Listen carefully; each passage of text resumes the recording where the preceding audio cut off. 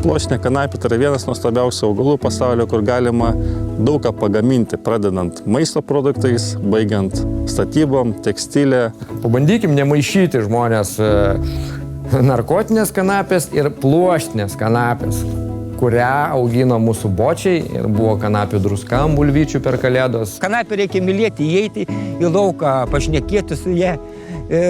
Kitiems atrodo keista, bet man tai atrodo natūralu. Ūkininkauju ekologijoje jau 15 metų. Pluoštinių kanapių auginimu susidomėjau jau prieš kokį 5 metų. Labai džiaugiuosi, kad šiuo metu pasiekiau tokį lygį kaip ūkininkas, kaip ir užauginu, pasėjau, nukulu ir pas manęs jau realizuojasi galutinis produktas. Tai yra pluoštinių kanapių aliejus.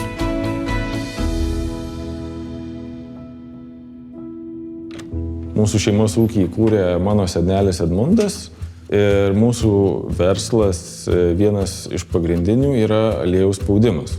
Kanapes pradėjau auginti dėl to, kad įdomu buvo. Pradėti šitą verslą mane paskatino noras auginti kokią nors kultūrą. Buvo kanapių konferencija ir tuo metu sužinojau daugiau apie kanapių naudą ir galimybės auginti.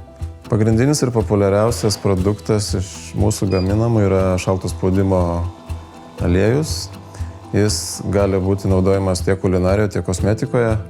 Iš jo gaminami maisto papildai, tuo pačiu gaminami kosmetikos gaminiai, tokie kaip kremai, šampūnai, kanapių muilas. Mūsų ūkis yra ekologiškas, todėl nenaudojame jokių herbicidų ar pesticidų. Aliejaus šalutinė produkcija yra išspaudos, tai tas išspaudas labai noriai perka gyvulių augintojai, kaip vitaminus, kaip baltyminį priedą, nes daug baltymų būna išspaudose.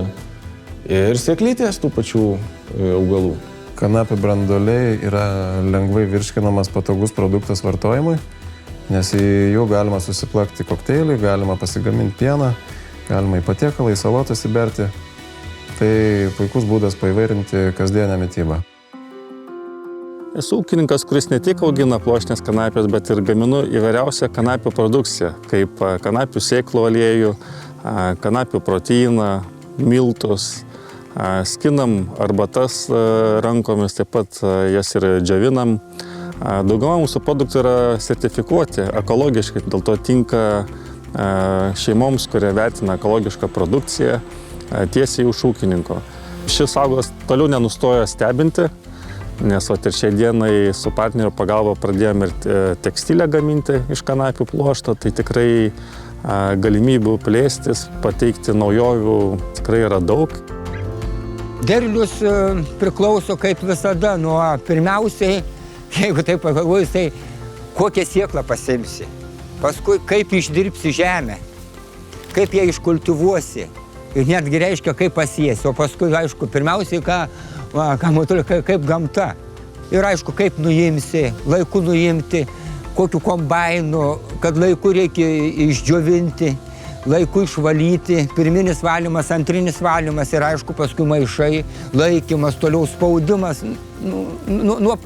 Viskas priklauso, viskas labai svarbu nėra, kad galima kažką atmestinai daryti. Rudenį pradeda paukščiai pulti, nepatikėsit, hektarą gali per 2 dienas, 3 nulesti tiesiog.